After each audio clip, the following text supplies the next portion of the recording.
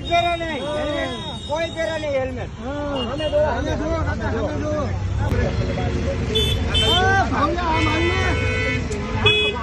Helmet મને ત્રાસદાયક છે.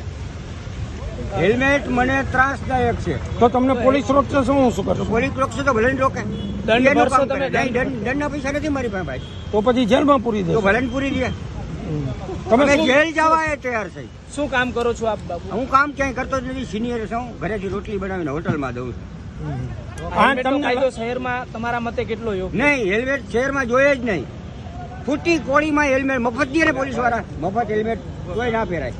બુકારી બાપુ તમે ક્યાં સુધી આ વિરોધ કરી રહ્યા છો? જ્યાં સુધી હાલે ત્યાં સુધી. એમ. મને પૂરી દે બહાર નીકળી તો પાછો વિરોધ.